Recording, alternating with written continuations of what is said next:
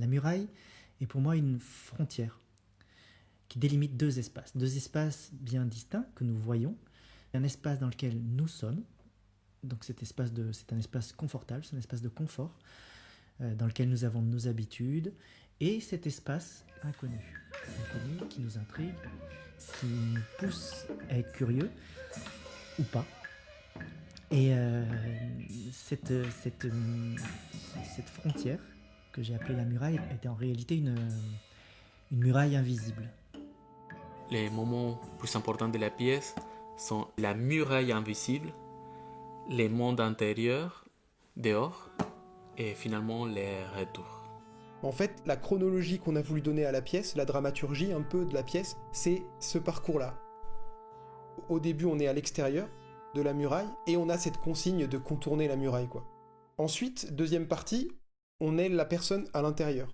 Enfin, l'entité à l'intérieur de la muraille, quoi. Donc là, on a notre point de vue, autre chose, un autre univers, en fait. Troisième mouvement, la personne à l'intérieur, elle sort. Elle vient voir l'extérieur, ça s'appelle dehors, quoi. Donc on prend maintenant le point de vue de la personne qui n'est jamais sortie de sa muraille. Il y a un épilogue, un quatrième mouvement, qui serait une question, en fait. Comment on va vivre maintenant en ayant changé ces choses-là?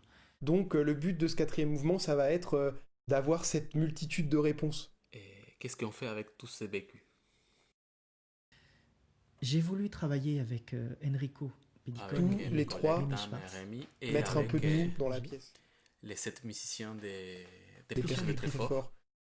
On découvre un groupe qui a une histoire énorme, c'est 40 ans. Nous allons exploiter le travail autour des instruments électroniques, mais aussi un travail gestuel, travail de mouvement, travail corporel. Et je ne sais pas à quel moment, je pense que c'était Christian qui a pris un des contrôleurs et a commencé à chanter, à faire du ska et à bouger, et vraiment essayer à fond cet outil et vraiment essayer de découvrir comment ça fonctionnait et comment il pouvait contrôler les sons. Et voilà, et c'était le départ. Lui, il s'était lancé. Et 30 secondes après, il y avait 8-9 musiciens dans la salle en train d'improviser et en train de toucher tout. Et avec les différents contrôleurs, les instruments ont changé. Je sais pas, je pense qu'on a improvisé 40 minutes sans s'arrêter. Nous avons passé plus d'1 an à imaginer des choses, écrire des choses, échanger. On est surpris.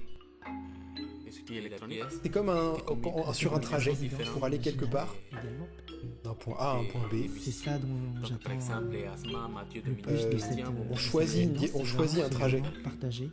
On veut aller le plus vite possible, le trajet le plus court, mais des fois il y a des endroits qu'on choisit de contourner. J'espère vraiment Parce que ça nous évoque le spectacle quelque chose qui nous fait sera peur, intéressant. quelque chose, ou alors il y a un traumatisme à cet endroit-là, quelque chose qu'on veut de- plus revivre, qu'on veut plus revoir. pour pouvoir encore passer du temps Et pourtant, ensemble, il y a plein de choses. échanger et faire évoluer cette relation que nous avons avec les percussions de Tréfort.